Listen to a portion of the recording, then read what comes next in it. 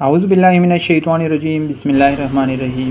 السلام علیکم ورحمۃ اللہ وبرکاتہ۔ میں ہوں محسن حمید۔ آج ہم بات کریں گے ارطغرل غازی کے بارے میں۔ ارطغرل غازی سلطنت عثمانیہ کے بانی ہے۔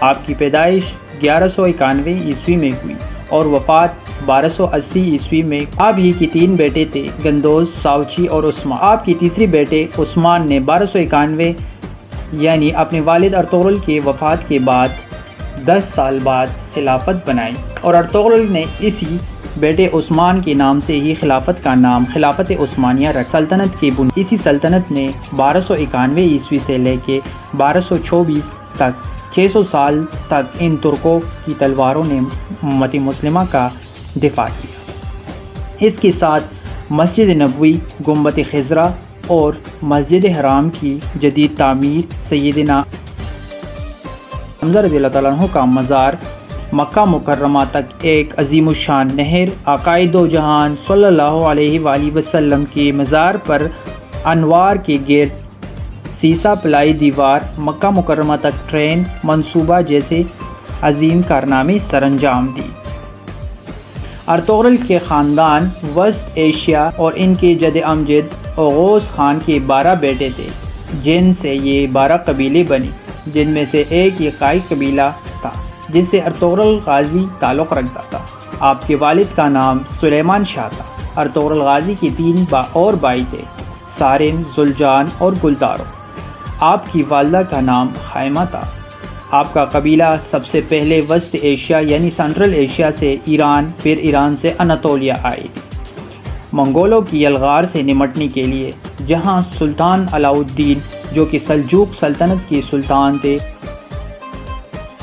اور یہ سلجوق ترک سلطنت سلطان الپ ارسلان نے قائم کی تھی۔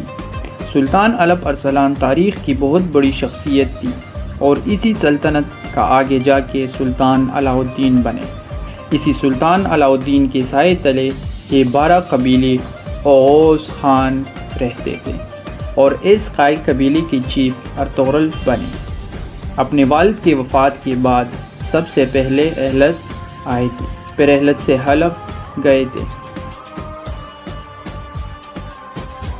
1232 عیسوی میں جہاں سب سے پہلے ارطغرل نے العزیز کو اس کے محل میں موجود غداروں سے نجات دلائی، پھر اس سے دوستی کی، پھر سلطان علاء الدین کی بھتیجی خائمہ حلیمہ جس سے آپ کو 3 بیٹے ہوئے، پھر جو میں نے نام دی ایوبیوں اور سلجوقیوں کی دوستی کروائی، صلیبیوں کی ایک مضبوط قلعے کو فتح کیا جو حلب کے قریب تھا۔ اس کے بعد ارطغرل سلطان علاء الدین کے بہت قریب ہو گیا۔ اس کے بعد منگولوں کی یلغار قریب ہوئی تو ارطغرل نے منگول کے ایک اہم کمانڈر نویان کو شکست دی۔ نویان منگول بادشاہ اکتائی خان کا رائٹ ہینڈ تھا۔ اکتائی خان چنگیز خان کا بیٹا تھا، اور اس اکتائی خان کا بیٹا ہلاکو خان تھا، جس نے بغداد کو اس قدر روندا تھا کہ بغداد کی گلیاں خون سے بھر گئی تھی، دریائے فرات سرخ ہو گیا تھا۔